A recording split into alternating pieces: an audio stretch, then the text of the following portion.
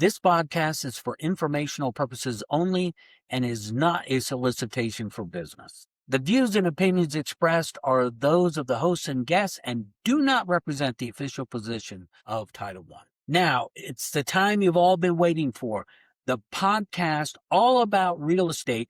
Get ready for another episode of Stunning.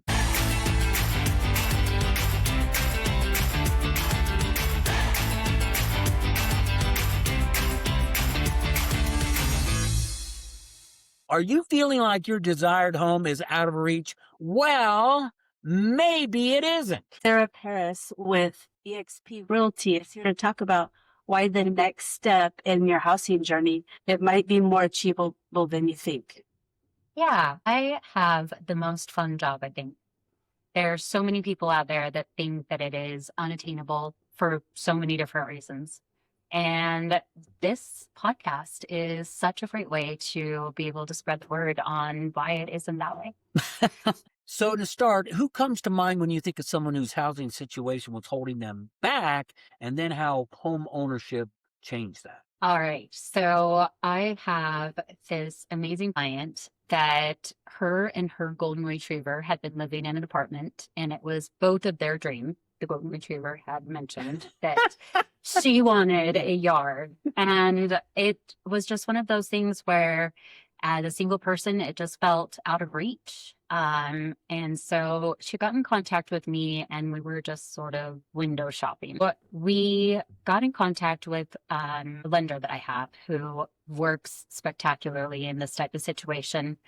And as we were window shopping and falling in love with this amazing home on the west side of Salt Lake City, had this interior exposed brick wall yard that the retriever was going to love. He found a solar credit that made it so that her entire down payment was paid for through this. And she actually walked away with a check, which I'm still not sure how this happened, but it was through negotiations throughout the process. But she was able to get her home, get keys that, started with just a conversation of, let's see where this goes. It had quite a twist to the story, though. This one had a stranger sleepover, unknown to us. So while we were doing all of these beautiful things in the background of getting the home, getting the mortgage taken care of, the solar credit, which has a lot of moving pieces to it. You want to find a lender that really knows what they're doing in that type of situation. Yeah, there's a lot of overlay. And just like with title, there's so many moving parts to it. It's not just your mortgage. You have another third party that's coming in and giving that credit. It's a separate credit. So timing is everything. And then about 5 days before we were going to close, it actually had a person who decided to stay the night and in the garage and had drug paraphernalia everywhere. Oh. And so we had to then 5 days beforehand get it tested for everything. It ended up coming back with meth. It shut everything down because that is a state of Utah then situation. We had to actually have the state of Utah say that because it was an exterior building that we could separate it as long as she didn't go inside of it during the time that it was being remediated, that we could still go ahead with the sale. But you talk about how many moving pieces. You want to have a lender who knows what they're doing, title who knows what they're doing, not to mention an agent who knows what they're doing, because you never know what's going to come up in this transaction that's already your largest, especially your first transaction of your life, And at the end of the day, we were able to pull it off and to see the golden retriever come over and see the yard for the very first time. And that golden retriever is the happiest dog I've ever seen. So, yeah. How wonderful. It was amazing. What a neat story. Yeah. Sarah, who comes to mind when you think of a deal that required thinking outside the box to help someone or to offer them more services? Yeah, definitely. I have the most adorable family. I love all of my clients. Trusting you as an agent is just really special to me. So I will go on and on about my clients. But I have a family down in Pleasant Grove who, when we purchased their first home, they bought a home that was small. It was a startup home, and it was already a little bit too small for them, but it was a starter home. They were so excited. And about a year and a half later, they called me and they had expanded their family again, and they were ready to find that next upgrade. Unfortunately, it was when interest rates had gone up and the market just wouldn't hold selling their home and being able to go buy bigger, better. And their home needed a little bit of work to be able to even make that next step. So we had to, unfortunately, hold off for just a little bit, kind of put a little pin on finding that future home. And so I was able to help them find the vendors that they need, help them get a few different cost estimates so that they found the best value for them, the best schedule for them. And over the course, this was during the winter time, over the course of the winter into the springtime, we were able to get those things finished. So I was able to help them along the way. And then going into the holiday season, we went window shopping. You'll kind of hear a theme here. We went window shopping because we weren't quite sure if the market was ready yet. We just wanted to go see in their next price range. And so we went and looked at 4 homes. 4 that they picked, or 3 that they picked out, and 1 that was just a little bit outside of their area that they wanted to look at, but I just kind of had a hunch about it. So I threw it in at the bottom of the stack. And the 3 that we went to go look at, they were just more disheartened as we went along. Like the day they brought their 2 kids with them. Oh, I think that was 3 kids by that point.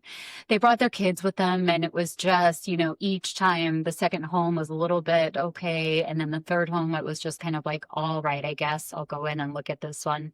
And I said, do you remember that one that was at the bottom of the pile? Do you want to go look at it? And they were like, okay. All right. Long story short, we go in, we look at it, and not only was it the upgrade that they wanted, it was in their words, their forever home. This was their forever home. And the looks in their eyes, sometimes with a family, a husband and wife or partners, you get one person who's excited about it and not so much the other one. Been there. Oh, was it you or was it? We won't go. I've been there too, actually. Yeah. So this was a month before Christmas. And so this was their forever home, but there were many moving pieces. We still had a home that we hadn't even put on the market yet, their home. And here they had fallen in love with the window shopping home that I had put at the bottom of the pile. And my stomach starts to go, oh no. Oh no. So they wanted to put in an offer that day. And we did. And we put it in lower than what was listed for. And we had to put a contingent. And I was just kind of like, as I slid the papers forward, I sent the email out. I was like, hey, we'll see what happens. And it went under contract, not even a time clause, which would mean, that we had so many hours to perform. If they got another offer, it was just under contract. I was so excited for them. I mean, they kept going on and on and on. And now, as long as we could get their house ready for the market, which their home was not ready for the market, but I had to get it ready for the market. They had to get it ready in 7 days, as that is just how it works. Once you get under contract, you have 7 days to get it on the market. As long as we got it under contract within 2 weeks with a great time frame, they could spend Christmas Eve in their forever home. Wow. This home had one of those stairways down into the living room with a tree that could be 60 foot tall. And, the wife is already dreaming of the kids running down these stairs to open their presents. We had a lot to do. Well, my gosh. So it took hours of me being out there to help them move boxes into the moving truck, to get the photographer who was waiting to take the photographs, get it onto the market. We happened to sell it within the first week that it was on the market with an amazing offer, an amazing time frame. They got in their home on the day before Christmas Eve, and they got their forever home with the kids running down the steps to their Christmas tree. A Christmas miracle. Does everyone have goosebumps? Because me just telling it has goosebumps. Oh my gosh. So yeah, moving parts and an end of a story that just makes me so happy. Sarah, tell us, who comes to mind when you think of someone who it was the right time for their life, but not the best time in the market? All right, let me think. Let me go through the files. Oh, I have the perfect one for you. So I have a couple who this last spring, can I tell you how I know them? Sure. It makes me laugh. My tagline should be the barefoot realtor because I lived on the street where this couple had 2 rentals and I would walk my dogs barefoot every morning. Have you ever heard of earthing? Please tell me you've heard of earthing. Come on. Look, I'm too old for that. Okay, so earthing is where you walk barefoot. I can't even believe I'm going into this. And the electricity of the earth like helps balance ground you. Thank you. It helps ground you. No wonder I'm not grounded. I'm with Carla. Exactly. And so even though, it was like a sidewalk, it's just, it's helpful. It helps balance. I need to do more of it. I haven't been doing it lately.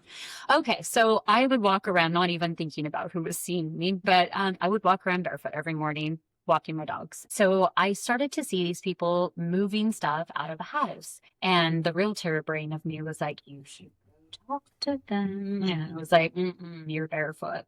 And so, of course, one day, one of my dogs, decides to do his business right across the street. And the nice lady says, why don't you come over here and put that in my trash can? And that started the most amazing conversation, not just about real estate. Of these people have now been in my lives for about a year and they are the most amazing couple. Have I said amazing too many times? They're incredible people. They're just incredible. They have these 2 rentals that they've had forever. So they're 1910 homes. This is in the ballpark area and they're 2 right next together. They actually have a right-of-way driveway. Her grandfather built the home. He grew up in it, the husband, at one point and raised their daughter in it. And then, there's time in between during these times. And then they ended up purchasing it again later on and had both of them side by side as rentals where they rented these out for long periods of time to these different people, long, like 10, 14 years, and never raised the rent. Those people. And, the kind that just get you in your heart, people, my people. And they were trying to decide whether they were just going to fix them up and rent them again, or if they were going to take this as the time to move on to the next chapter. And it was one of those times where one partner wanted one thing and one partner wanted the other. One change was kind of a little bit hard. And let's just say she was ready to kind of like, what are we going to do next? Over the course of the next maybe, 6-8 months, we would stay in contact every few months. And it wasn't even real estate. It was, how are you doing? And what's going on? And, they text me to see how I was doing. And you just make connections with people in life. And I love that. Then they happened to text me in the springtime of last year. And they let me know that they were ready to let go of one of them and that they had it ready to put on the market. And would I be, what was the word that they used? They were asking if I would do them a favor and list their home in a text message. And I hadn't even heard from them for a few months. And my response was, I would be so honored that you would trust me to be able to do that.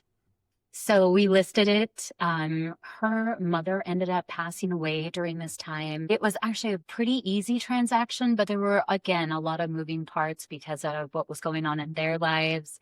It's an old home, so there was a little bit of things going on with the inspection, sewer pipes and things like that we had to navigate and work through with the new buyer. The new buyer, it was his first time buying a home. And so it was a little nerve-wracking for him. But we were able to all come together at the end of the day and give this new buyer, this amazing kid, 23-year-old who He couldn't wait to get a dog and have a yard. And so it was an honor to be able to start this process with them.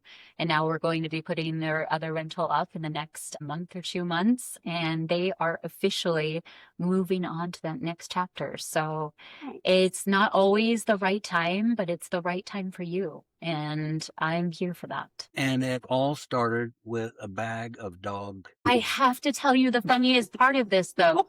So we were talking on the front porch, which has this amazing front porch, about 2/3 of the way through the transaction about something. And he looks at me and he said, we saw you walking barefoot. Everyone's path looks different. Different markets, different rates, different price points. But time and time again, we see people find a way to make the American dream happen. So your next move could be just one conversation away.